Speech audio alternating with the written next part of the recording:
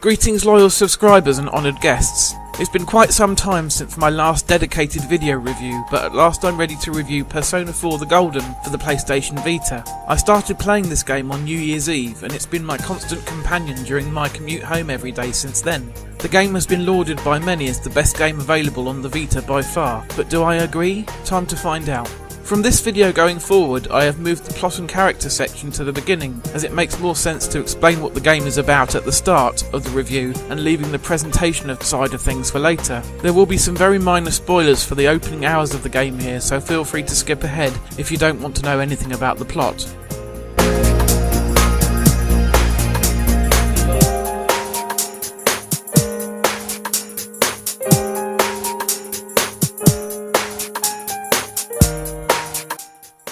The game begins with your main character arriving in the sleepy Japanese town of Inaba. While snoozing on the train, he gets a vision of the Velvet Room, where Igor, who has been seen in every Persona game up to this point, explains that soon you will enter into a contract of some kind, and events will be set in motion that will decide your fate.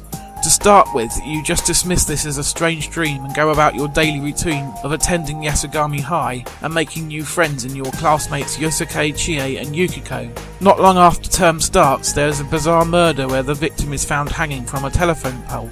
Around the same time, you start hearing other students gossiping about something called the Midnight Channel. Apparently, if you look at the screen of a switched off TV around midnight on a rainy night, you will see the face of your true love. Despite thinking the whole notion sounds ridiculous, you agree along with your new friends to try it out. Sure enough, that evening the vague outline of a figure appears on the screen. Trying to make out who it is, you touch the screen and your hand goes inside the television. Of course, your new friends think you are joking until you all visit the electrical department of the Junez shopping mall in town and show them that it's true.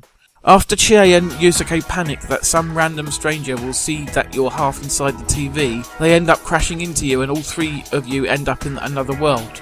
This is the world where shadows live, the dark part of the human mind that we try and keep hidden from others. However, denying them just gives them strength in this world. Facing up to your shadow and defeating them gives you the power of the Persona, a powerful creature that can be summoned in the shadow world. As the main character of the game, your Persona summoning ability is special, as you are able to tame many different types at the same time, whereas your friends can only have one. After meeting a strange bear-like creature called Teddy in this other world, he explains that someone is pushing people inside the TV world on purpose, where the shadows are then killing them and their bodies are reappearing in the real world. It is here that the four of you form a pact to work out what's happening and to try and prevent anyone else from being killed in the same way. Who is the culprit? That is the central mystery of the game and the driving force behind the plot. If you get past the slightly ridiculous notion of people being able to journey to another world through a TV screen, which isn't much more far-fetched than being able to travel to Narnia through a wardrobe after all, then you will find that the characters and setting of Persona 4 are actually very grounded and true to real life. Despite your overall objective being to track down and stop a murderer, your day-to-day activities still revolve around going to school, doing well in exams, forming bonds with your friends and developing a relationship with the girl or girls of your choice. The dialogue is so well written and the characters so fully formed that you will feel genuine affection for most of them by the time the lengthy story is done.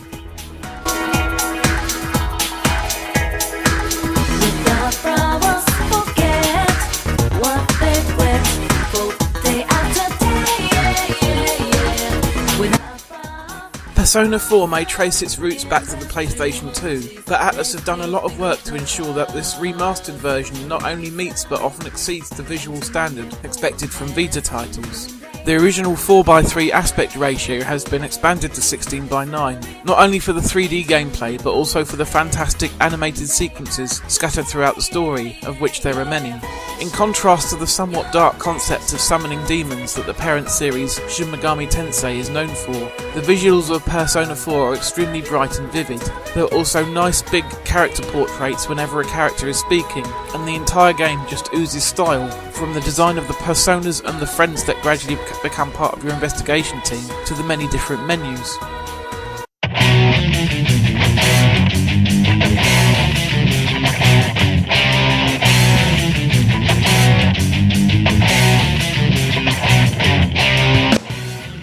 Shoji Meguro is responsible for the soundtrack of many entries in the Shin Megami Tensei series, and his work is usually of an extremely high standard, but he has really excelled himself with Persona 4.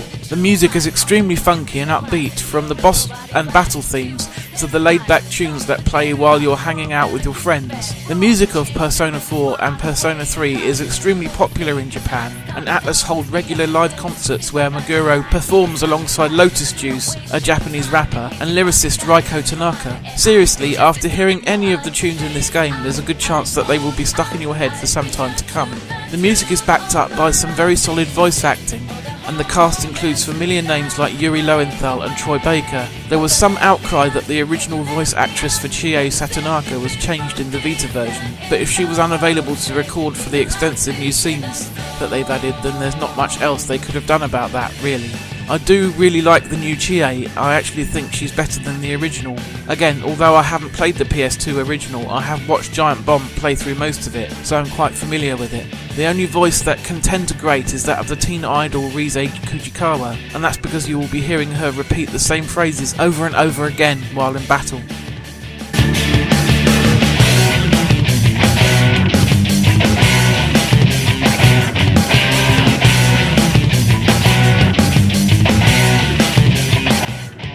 For the most part, the gameplay of Persona 4 is an extremely addictive blend of randomised RPG, dating/life sim, and Pokemon-esque monster collecting, but there are a few things that hold back the game in this regard and mean that I'm only giving it an 8 in this category. Firstly, some of the scenes can go on for an inexorably long time, especially in the opening hours of the game, and there's a tendency for the game to repeat the same information over and over again.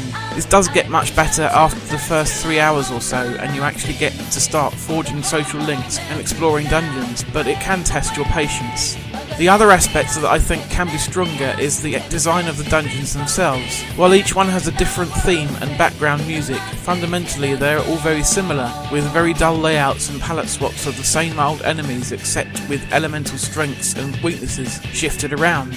Don't get me wrong, the game is still brilliant as it is, but there is still room for improvement in this regard. There are several occasions where I just wanted to get the dungeon exploration part out of the way so I could get back to the much more enjoyable business of building relationships with your friends. Speaking of which, let's go over how that works. Throughout the game, often some kind of event will trigger the beginnings of a bond between you and another character in the game. For example, you decide to join the school basketball team, and a couple of your fellow athletes ask if you want to go and get some noodles after practice. Bam, you've earned level 1 and a social link. These levels go up to 10, and there are many social links to be found. So many, in fact, that you can't get them all in a single playthrough, and you will often have to prioritise which that you pursue at any given time. Do you work on your relationship with Chie in the hope that she will one day become your girlfriend, or will you stick by Yosuke in his hour of need? Tough choice. The scenes that occur as you progress from level 1 to 10 in a social link are miniature dramas that take place throughout the year that the game is set in, and often revolve around your character helping whoever it is having a tough time in their life. Most of them are entertaining, but one or two of them are a bit painful to witness. The persona collecting aspect gives the game a kind of adult Pokemon feel, though it is fairly simplistic compared to some games in the Shin Megami Tensei series that see you having to barter with the demons before they agree to join you. In this game, performing well in battle will trigger the Shuffle Chance minigame, where you can choose a card from 5 to 6 options. Sometimes these cards have personas on them, and picking them will add them to your repertoire should you have an empty slot. Then, in the Velvet Room, you can register at the personas you've found, so you can bring them out again later at the same level for a fee, or you can fuse them together. It's here where the social link levels come into play, as creating new personas of the same type as one of your social links will award you with bonus experience depending on the level that the link is at. So if you're level 10 with Chie, whose persona is of the chariot type, then any chariot personas that you create will earn 10 times the experience and likely gain 4 to 5 levels immediately. It's a clever mechanic that means each aspect of the game is connected. As for the combat portion of the game, it's your fairly typical turn-based system.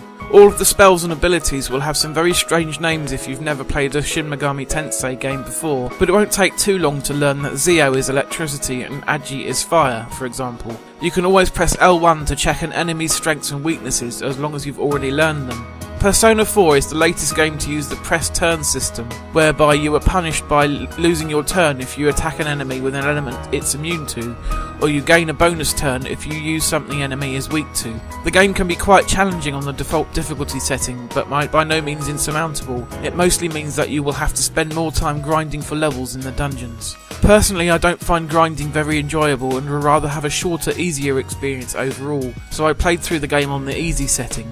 Chastise me in the comments all you want. There is also quite a strong time management aspect to the game, but it never becomes too intensive or stressful. Usually when a game puts me up against a timer, such as the original Pikmin and its 30 days of game time, it makes the whole experience less enjoyable for me. In Persona 4 though, it usually just means that you have to make decisions and stick to them.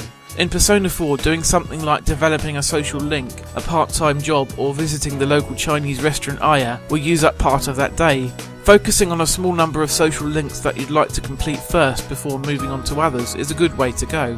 While there is a set date by which you have to rescue certain people, the game gives you long enough to go into the shadow world and get the job done before the worst happens, and your fellow investigation team members are pretty good at reminding you by phone when the deadline is looming.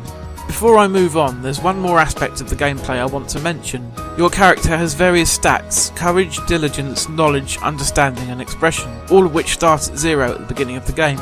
Certain conversation options and social link opportunities can only be activated if your level in one of these stats is high enough. For example, flirting with one of the girls requires courage, or being able to explain complex life issues to your young niece requires expression. You can increase these stats in various different ways, from answering questions correctly in class, for knowledge, eating weird looking food in the fridge, for courage, to stuffing envelopes in your spare time, for diligence. It will take most of the game to max out these statistics. The good thing is that once you've completed the game, you can start New Game Plus mode and retain all of your statistics from your previous playthrough, so that way you can actually see how Chie reacts when you try and chat her up near the start of the game.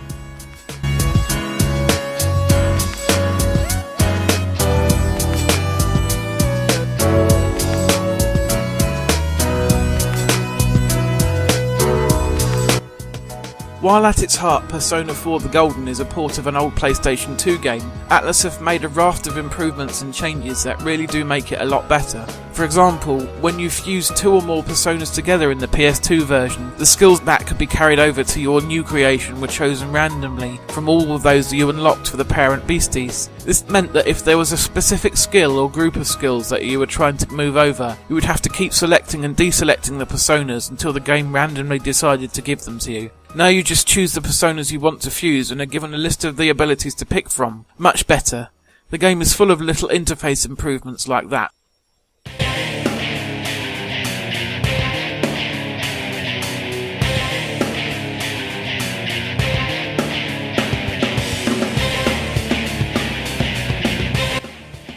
Persona 4 was already a huge game in its PS2 incarnation, but this version contains even more content. There are extra scenes scattered throughout the story, another bad ending to discover, a new character in the form of Marie to form a social link with, and a bonus dungeon. Combined with the different difficulty settings and the fact that you probably won't get the best possible ending on your first try without the aid of a FAQ, then this game already offers many hours of content. That's just the tip of the iceberg though, as the memory card is also stuffed full of bonus content to enjoy. You can watch any of the beautiful animations that you've already seen again, listen to the soundtrack, and view concept art of the characters. These things are pretty standard bonuses when all is said and done though. That's not the end of it though. There's also a series of 10 mini lectures on the concepts of Jungian psychology to watch, which is the scientific basis for the fictional personas and shadows found in this series. You also unlock recordings of the live concerts that as you proceed throughout the story, until eventually there's about half an hour of material to watch. Finally, there's an entire trivia quiz minigame to play where Teddy is the host. It all adds up to an incredibly generous package and secures Persona 4 The Golden's place as the best game on the PlayStation Vita.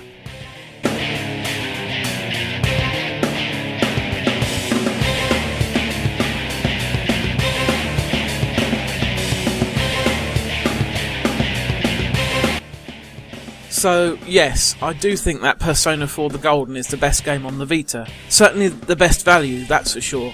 It's not for everyone, certainly. If you're averse to JRPGs, then you won't get much out of it, and some just won't want to invest the huge amount of time it takes to complete it. But if your job involves a lot of commuting, like mine does, it's the perfect travel companion. It also works incredibly well on the PlayStation TV for that matter, so you could play it on your big HD TV at home if you wanted to. The Vita is slowly but surely building up a sizable library of quality JRPGs, so if you decided to buy one just to play Persona 4, it would not be a waste.